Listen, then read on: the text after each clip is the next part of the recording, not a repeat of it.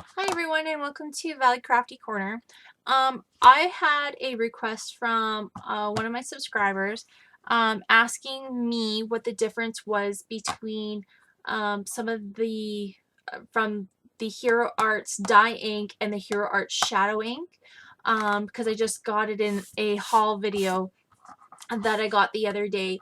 So rather than sending her an email and typing it out and trying to explain the differences, I thought I would just make a video to show the differences between them. Because I'm a very visual person, I thought it would be interesting for me even just to do a few stamps with some different ink on them, just to see what the differences are and how they stamp out. So I want to explain what I did, what the process was, what the stamps I used were, just so that you guys know that I tried to keep everything the same and keep it consistent so that all the results would matter. Like they would all be the same consistency on how I stamped the stamp on the paper, etc., etc. Just so you know that there was no differences between the way I did each stamp. So first of all, what I used my little foam stamp pad. It just gives me enough cushion to stamp things out and make a good impression of the stamp, because I wanted to get the best possible results I could. The other thing I also used is I used Close to My Heart Whisper white cardstock, just because that was what I had the bulk of. I didn't want to use specialty stamping paper because I thought, well, maybe people don't use that, so I just wanted to use it on plain white cardstock.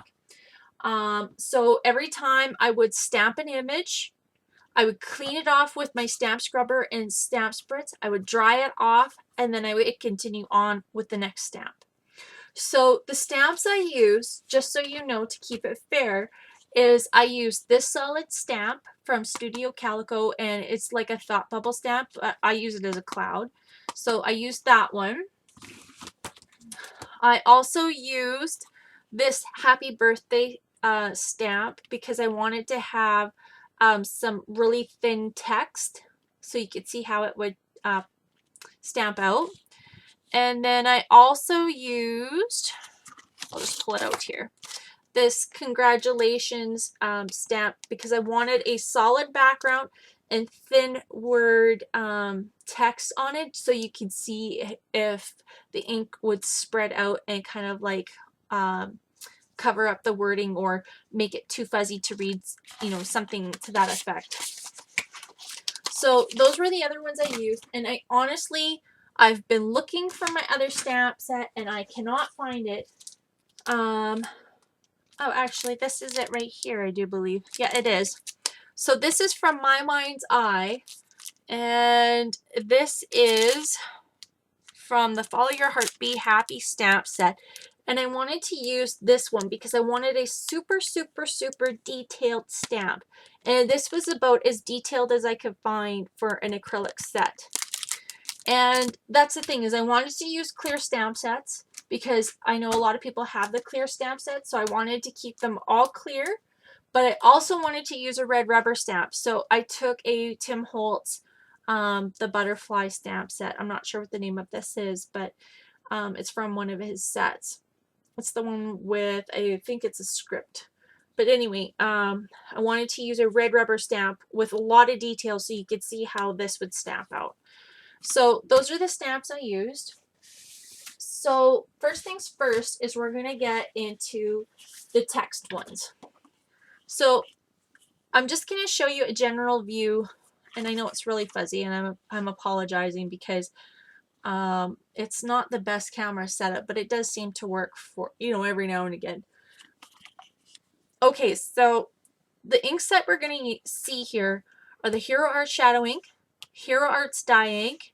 This is Close to My Heart Dye Ink, Jenny Bolin Dye Ink, Tim Holtz Dye Ink, Colorbox Fluid Chalk, Colorbox Pigment Ink, and this is StazOn, but we're going to ignore the StazOn just because I found out after the fact, after I did a whole bunch of these, that my ink pad is really, really dry, and I know StazOn does a much better job than this when they are fresh. So we're going to ignore this one over here. So I'm going to get you in for a closer look. So this is the shadow ink, and you can see it did a really good job. It's a little frosted looking because it's not quite crisp and clear, but it is still stamped pretty well. This is the dye ink, and you can see it did a really nice job and very crisp and very clean. This is the dye ink from Close to My Heart, and it still did the same job as the Hero Arts dye ink, so it's still quite good. The Jenny Bolin dye ink, because it's a very, very wet ink, it pools on the acrylic and it doesn't stamp out nearly that great. And again, with a Tim Holtz dye ink, because it's a very, very wet ink, it does have a hard time with the pooling. It does pool quite a bit, so it gets quite fuzzy and not very crisp and clean. The fluid chalk ink does a very good job. It's very clean. It's a little softer look than the dye ink. It's very similar to the Hero Arts shadow ink because it does spread out and it does soften everything down. So that's the chalk ink. And then this is the pigment ink, and the pigment ink does a very good job because it adheres to the acrylic stamps really, really well. However, of course, we all know with pigment ink is it takes forever to dry. So that's the only thing with pigment ink that is the downer. So that's the very thin text stamp. So then we're going to move on to the stamp that has the background image with the text in the middle. And here's the shadow ink, and it did get a little splotchy. It didn't fill in all the right places. And you can see like what I mean where it doesn't make the word in the middle very crisp and clean. So that's kind of why I wanted to have a text stamp, or like a text in the middle of a background stamp. And here's the dye ink, and it did a really good job. It's a little splotchy over here, but that could be that I didn't stamp it quite crisp and clean. And here's the dye ink, and again, it does a really good job. And it's still, this one's a little splotchier than this one over here. So this one I like a little better. And again, the Jenny Bolin ink did not stamp very well on these acrylic stamps. They're just so wet that they pool up, that when you stamp them out, the ink just spreads. And here's the Tim Holtz dye ink, and it did the same thing. And then there's the fluid chalk ink. And the problem with background stamps and fluid chalking, and you'll see it in the next one very much so, is because the chalk, it creates lines when you stamp it down. And this is the pigment ink, and it did a really, really good job. And the stamp bounced a little bit, so that's my stamping. And again, we're going to ignore the StazOn. So then the next one is the solid one, and I thought the results of this were very, very interesting. So there is the shadow ink, and it's a little splotchy. There's the dye ink, and it's not really overly splotchy over here. It looks like it. It could be just, it needs to be stamped out again. And this is the Close to My Heart ink, and it's a little splotchier than the Hero Arts one. And again, you can see how wet that Jenny Bolin ink gets, is it just really pools out and it gets really splotchy in the middle. And then same thing with the Tim Holtz dye ink. And then this is what I mean with the fluid chalk ink. It's hard to get it nice and solid and clear, so it creates those lines. And then there's the pigment ink, and it made a very nice crisp and clean image. So then I went on to the very detailed stamp, and the colors that I chose, I tried to keep all the colors relatively the same. So I'm just going to show you the colors, you know, because it's on a bigger piece of paper here. You can kind of see the colors at a glance. So the Hero Art Shadow ink is in Tide Pool. The Hero Arts dye ink is in Ocean.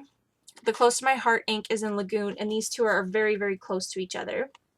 The Jenny Bolin ink is in Speckled Egg.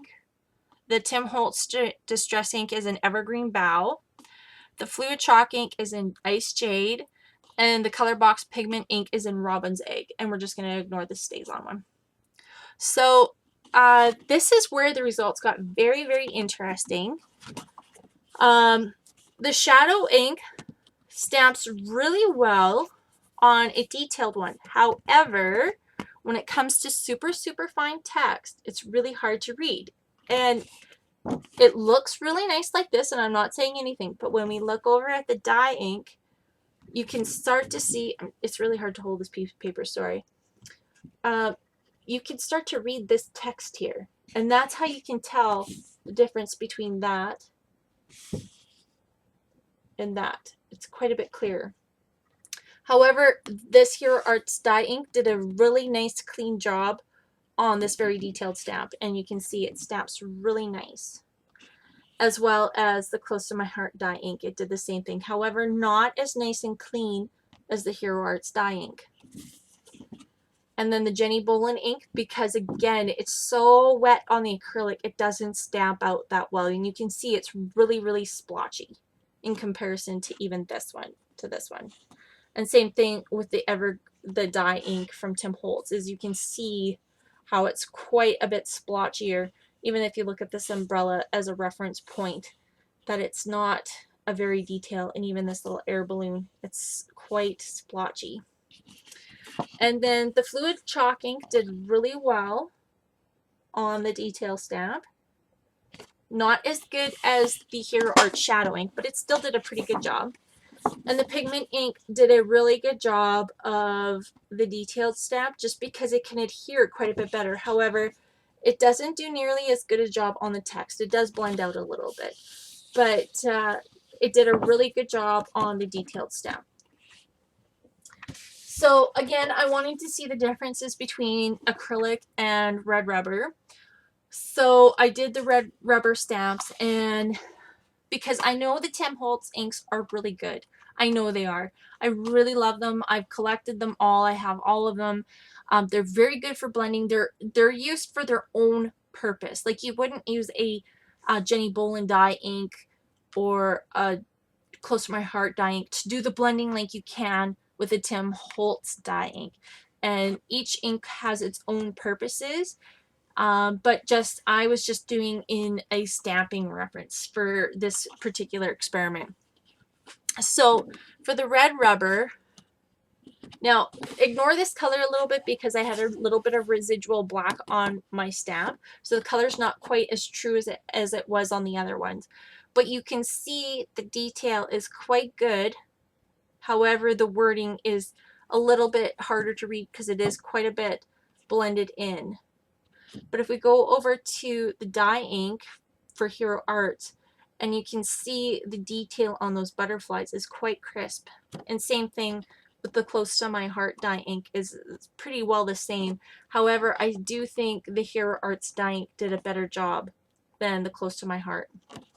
And again, the Jenny Bolin ink did not fare out very well, just because if you can see the detail on this butterfly versus over here, is it's just really, really wet. So that's kind of disappointing to find out. And the dye ink for Tim Holtz did really well. It's not quite as crisp and clean as the dye ink, but it still does a really, really nice job of how it stamps out. The chalk ink did really well. It's just not quite as crisp and clean as I would like to see the chalk ink. It's a little bit softer. Again, it's similar to the Hero Art Shadow ink where it blends out quite a bit. And again, the pigment ink did really, really well. You can read all those words and everything, and you can see the detail on the stamps. So those are the result findings that I found for these dye inks. And I thought the results were very, very interesting. And I really honestly didn't mind doing a test like this on the ink. It helps me figure out which inks are better for which application or which type of stamp. So I thought it was a very neat experiment. So if you'd like to see any more experiments like that, just leave a comment below, and I'll see if I can come up with something. So leave a comment and let me know what you thought of the results, and hopefully we can do some more experiments together. So thanks for watching and have a great day. Bye.